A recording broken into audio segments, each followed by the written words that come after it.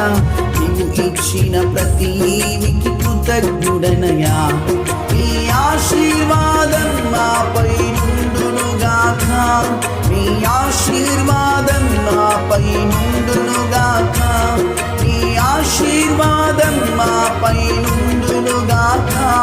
నీ ఆశీర్వాదం మాపై నుండునుగాక ప్రతి హృదయమునా నీ కృపతో తృప్తిపరచుము మా దినములన్నీ ఉత్సహించి